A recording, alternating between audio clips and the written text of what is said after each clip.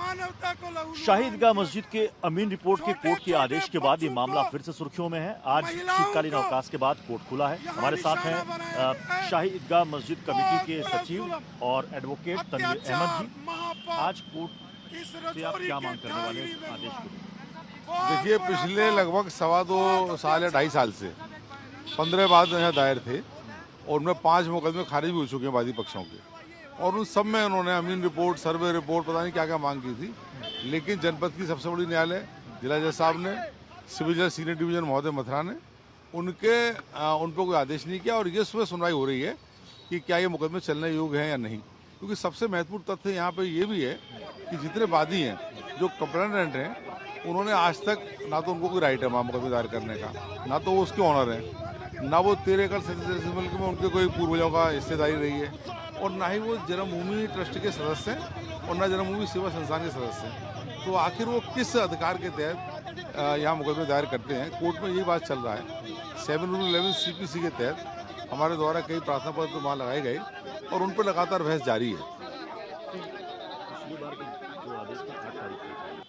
24 तारीख को कोर्ट बंद हुआ, उस बीच आप लोगों ने क्यों नहीं? हाँ, नहीं, बड़ी हैरानी की बात यह है कि एक नया मुकदमा एक पार्टी के द्वारा लाया गया 8 तारीख, और 8 तारीख को ही हमें नोटिस दिए बिना, हमें सुने बिना, हमें बुलाए बिना वहाँ एक आदेश पारित हो जाता है अमीन रिपोर्ट का, जिसको चैनलों ने, कुछ समाचार पत्रों ने, ये अमीन रिपोर्ट और सर्वे, इसको लेकर मैं वही बात कर रहा हूँ। अमीन रिपोर्ट है, अमीन के लिए ये है कि अमीन वहाँ मौके पे जाएं और वहाँ का नक्शा बना के दाखिल करें, वहाँ क्या क्या बना है। लेकिन जिस तरह से कुछ चैनलों की बात कर रहा हूँ, आपके चैनल के माध्यम से उनसे भी मैं आग्रह करना चाहता हूँ कि पहले वो खबर की सच्चाई को जान लें, अदालत के आदेश का अवलोकन कर लें। ऐसा प्रतीत होता है कि उन्होंने अशिक्षित लोग बैठा रखे हैं कि जो अनाप शनाप जो है समाचार चलाते रहते हैं। एक समाचार पत्र ने, शुरुआत कहाँ से हुई? एक समाचार पत्र ने मथुरा के ने छाप दिया गया ज्ञान व्यापी की तर्ज पर ईदगाह की सर्वे जारी, और उसकी देखा देखी चैनलों ने कर दिया। लेकिन मात्र वो अमीन रिपोर्ट है, अमीन वो मौके पर जाए। लेकिन हमारा कहना ये कि मौके पर जाके एक नक्शा तैयार करेंगे कि अंदर क्या क्या मौजूद है। नहीं, पूरा पश्चिम उत्तर दक्षिण क्या है, उसकी लंबाई चौड़ाई क्या है, इसमें कोई वीडियोग्राफी, कोई सर्वे और नहीं, कुछ नहीं है। और वहाँ एक सीधी सिंपल एक शाही मस्जिद ईदगाह बनी हुई है, उसका कोई तात्पर्य नहीं है। तो तमाम इस तरह के लोग हैं जो लेके आ रहे हैं। अब 8 तारीख को एक आदेश हुआ, 8 तारीख को ही आदेश को छिपा कर रखा गया। 24 तारीख की सुबह हमको मालूम पड़ रहा है 24 से कोर्ट बंद हो गए। तो अभी उसमें हम आपत्ति लगाएंगे कि हमको बिना सुने आदेश पारित कर दिया गया है।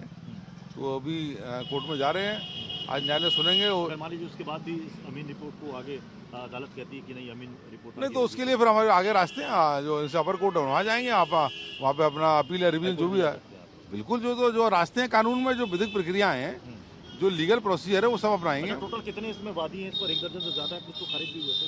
15 मुकदमे। पहली बार है जब अमीन रिपोर्ट की बात हो रही जी, ये एक नई अदालत आई है, उनको ऐसा हमें प्रतीत होता है कि वादी पक्ष ने तथ्य को तोड़ मरोड़ कर पेश किया होगा।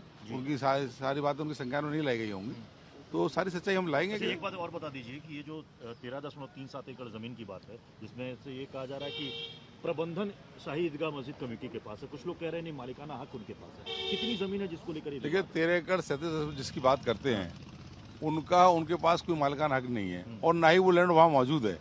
वो लैंड की दिशाएं बताती हैं, सीमा बताती हैं, कहीं और है। और जहाँ पे वो उस लैंड को खरीदना बताते हैं 1800 कुछ में, तब तो शाही मस्जिद का मौजूद थी। उस लैंड को अगर वो खरीदने की बात थी या ऑक्शन की बात थी, तो उसमें उसका जिक्र होना चाहिए था। 16वीं शताब्दी में शाही मस्जिद का निर्माण हुआ है, तो दिखाते कहीं का नक्शा कहीं का बताते हैं। और आज तक उन्होंने वो डॉक्यूमेंट कहीं न्यायालय में फाइल नहीं किया, अपने किसी भी दावे में उन्होंने फाइल नहीं किया। ये मीडिया ट्रायल चलाते रहते हैं वादी पक्ष जो है। पक्षकार बार-बार कहते हैं कि 1868 वाला जो समझौता था वो तो था ही नहीं, उस संस्थान को, उस ट्रस्ट को, उसके पास तो मालिकाना हक था ही नहीं। तो उसने कैसे शाही ईदगाह मस्जिद कमेटी के साथ तो आज तक उस संस्थान ने या ट्रस्ट ने इस पर आपत्ति क्यों नहीं की? कोई 54 साल हो गए, 54 साल से लेकर जन्मभूमि सेवा संघ ने, सेवा संस्थान ने या जन्मभूमि ट्रस्ट ने कोई आपत्ति नहीं की। और यहाँ भी उन्होंने लिखित में इन मुकदमों की आपत्ति नहीं की कि साहब ये गलत हुआ है। मीडिया में कुछ कहेंगे, कोर्ट में कुछ कहेंगे। जो डॉक्यूमेंट आप कोर्ट में पेश करेंगे लीगली उसी आर्गूमेंट होना, उसी में सुनवाई होनी है। यानी कि अभी एक लंबी कानूनी प्रक्रिया, लंबी लड़ाई चलने वाली है। हाँ, ये तो कानूनी प्रक्रिया तो है ही, तमाम कानूनी जो बारीकियां हैं वो उसमें लाई जाएंगी। बहुत बहुत शुक्रिया तनवीर जी हमसे बात करने के लिए। तनवीर अहमद जी जो कह रहे हैं कि इस मामले में पूरी लंबी कानूनी प्रक्रिया, एक लंबी जंग इस मामले में चलने वाली है। वीडियो जर्नलिस्ट सुनील के साथ प्रत्युष खरे, मथुरा, TV9 भारत।